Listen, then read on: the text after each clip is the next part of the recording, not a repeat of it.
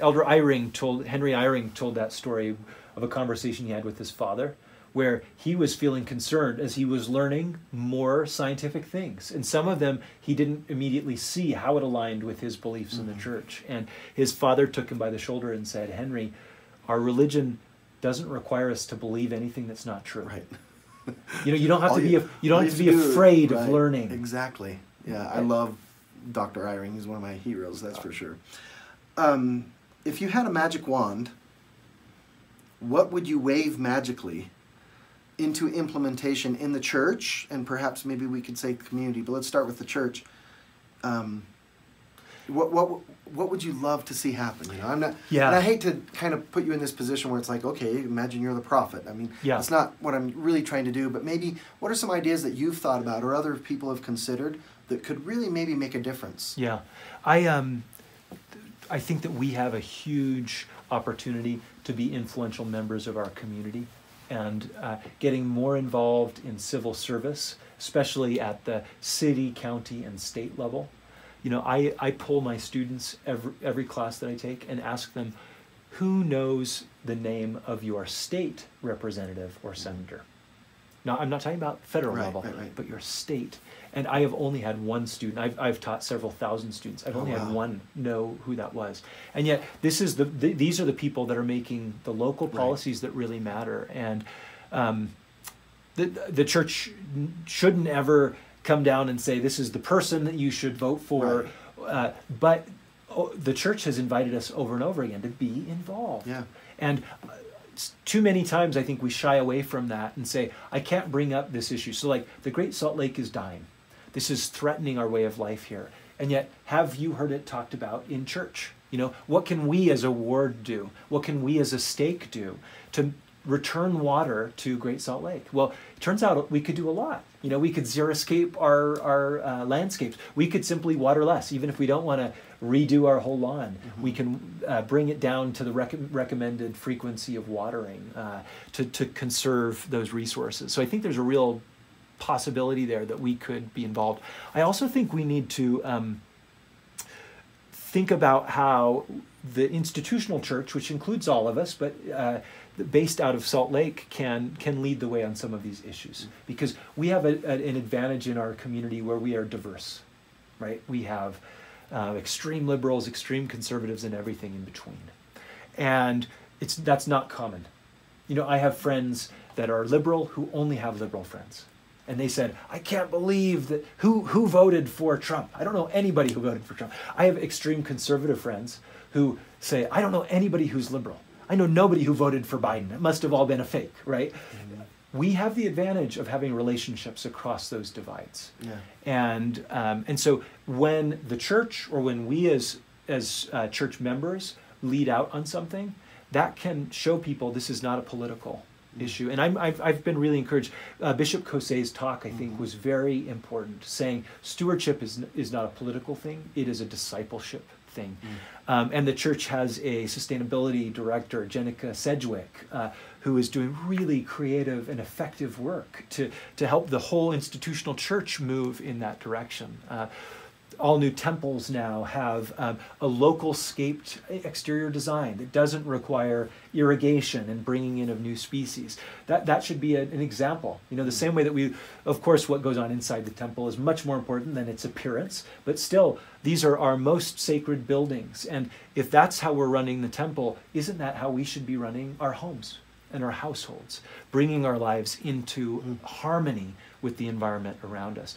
And like all true principles, that's going to solve environmental problems. It's also going to bring us greater peace and meaning. Avoid the rat race, this hamster wheel of consumption, right? Where we're always worried about buying new things and what the next model is. That does not bring happiness.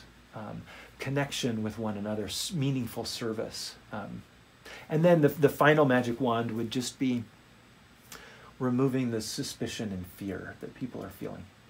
Because I'm very concerned, especially with young people, the level of anxiety and depression and suicidal ideation that they are experiencing. And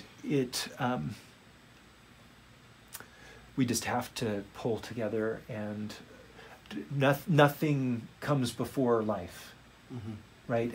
And what would Christ do in that moment? Christ would be with the person and care for them. And so each day, we believe in Revelation. I believe that as we make efforts, even when they're sloppy and imperfect, that they are consecrated for the good. How can we each day ask ourselves, what can we do? Can we in our morning prayer say, please give me an opportunity, guide me, use me even in some small way to accomplish something good. And none of us are going to transform. None of us have a magic wand, but we all have sacred hands, right? And the opportunity to serve and choose, and that is the greatest gift. That was some good stuff there. Thank you for sharing that. That was awesome. Boy, that was so good. Do you want to talk about anything else? Any other thing else that you're in your research programs that you really want to talk about or get out there, or any other messages you want to get out? Or we could talk about, I know that you've riffed on COVID in some ways too. We could go back to that, but that maybe we don't need to. Is there anything else that you want to? I mean, the thing that I am struggling with, both on the research side and on the education side, is thinking about reconciliation. How can we heal the divides in our community? Because you can't refill the Great Salt Lake on your own. I had a friend who had this amazing idea. She was going to get a handcart and start walking up and down the streets of Salt Lake, going to the mountains, shoveling snow into the handcart, and then taking the handcart to Great Salt Lake and dumping it in the lake. And of course, she knew this wouldn't fill the lake, but it would be a sign, right? Like a well, symbol. You did kind of a sign, didn't you? Do like a biking across the Great Salt Lake thing? Across Utah Lake. Across oh, okay, that was across Utah Lake. That was really fun and dangerous. If any of your watchers decide to do that, make sure to check the conditions and get some experience first, because Utah Lake is such a dynamic ecosystem, and it can be frozen over one day and then have huge gaps the next day. So you got to be careful. So that was that I must have misread that one. I was thinking, but yeah, that's an interesting thing. So you do something. How can we do something, but brings awareness and brings motivation? Yeah. So right now, the farmers, the farmers in the watershed, they're feeling really embattled. They're really smart, especially when it comes to water. They understand that the water use is in their camp, right? But they are worried about their livelihood. They're worried about their reputation. You know, what's the narrative around what's destroying the lake? They typically are very good stewards. They have a relationship that's more direct than many of us, often, with the land. We need to solve this with them. And it sometimes is discouraging, even to me, even when I see somebody who's trying to help and you know, they publish an op-ed that says, those dumb farmers using all the water, and only it's 0.3% of the economy. Like, why? How could we do this? And I understand where they're coming from. You know, they're fearful and worried, but there's another kind of old adage: when you need to go fast, go slow. And going slow, part of that is giving people the time to understand, to express their concerns. And very often, when you listen to people, when you care about them, they propose something that is as good or better than what you are going to propose. And so how can we heal that urban-rural divide as it relates to Great Salt Lake? Talking about climate change, how can we heal the divide between the current energy workers, you know, the same Congressman, John Curtis, he represents me here in this urban area, choked with pollution from fossil fuels, and those in Carbon County, who are mining coal, right? How can we heal that divide to come together? It turns out you absolutely can. You know, and the growth in renewable energy is creating economic opportunity in many of these rural environments. There already are more renewable energy workers than fossil fuel workers in the state. So this is a real viable pathway towards reinvigorating the middle class and creating blue-collar jobs, right? That's the kind of creative thinking that comes when we come together, versus when we say, only one kind of person can participate in the dialogue. I'm only going to listen to this person that agrees with me on these other things. But I'm kind of making this sound like I have the answers. I don't. And so that's something that I really am struggling with. And if anybody has ideas, please email me or come by my office or join our research team. We've got an open research team. It's not only BYU students, but community members and students from other universities. If you go to benabbott.byu.edu, you can contact me and sign up. It's been so cool to see. Almost everyone is well-intentioned. There is so much human power and opportunity. And this actually gets back to those who are feeling like they're not enough, or they don't belong, or that their life isn't worth living. It absolutely is, right? What they have to offer, even if it doesn't seem like much in the moment, it can literally change the world. And so come at whatever stage you are and share your concerns and hopes, and we'll work together. I really believe it gets back to this promise that God gave Nephi about, I won't give you a commandment if there's not a way to achieve it. And the Lord has commanded us to take care of one another and to take care of his creation. So there must be a way that we can do it. And if we engage in good faith with sincere intent, we can't see the end from the beginning, but the next step will become clear. That's all that's asked of us. And it's so exciting. It's just wonderful when you realize I'll do what I can and accept, what comes of it.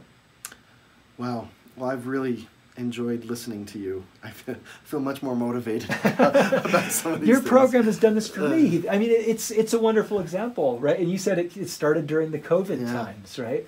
So even bad things, when they happen, can lead to wonderful outcomes. Well, those are some great thoughts. I think that's a good place to end, unless there's anything else that you really want to talk about. No, thank you, Keith. This is a great opportunity. Well, I really appreciated that. That was a beautiful way to end, to think about, how can we, and it kind of, to me, it comes back also to the atonement. I love recently in the temple how they've brought everything back to Christ and to the atonement. Yeah. And atonement, at-one-ment, also can be at-one-ment with God's creations and with this world and with all of the species and all of the diversity of those species and the diversity within the human population that exists. Yeah. We all need to be at one with each other. I love that. We need to be, right? It's not an added bonus, but again in section 104, God states, the creation is mine, and I created it for all of my creatures, not only humans, and then commands us to take care of the vulnerable, and that of course includes all humans, but then also all of creation. Yeah. Barry Commoner said, he was one of the most famous ecologists in the 20th century, and he has this quote that says, when any environmental issue is pursued to its root, there's an inescapable truth that it comes from not a problem with how we treat nature, but with how we treat each other. And our relationship with each other is damaged in some way.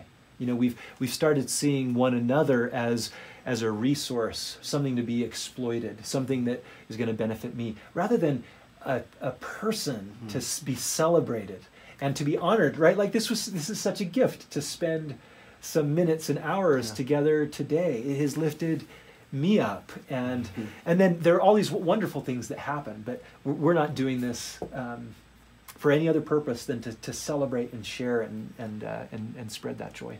Well, I love it. It's been a pleasure to be with you today and to meet you and get to know you better, and I hope that we remain, colleagues and friends going forward. Absolutely. Yeah. Thank you for being with me. Thank you. Sunshine with me. The doors are open, the skies are too. Sunshine is coming in for me and you. Sunshine.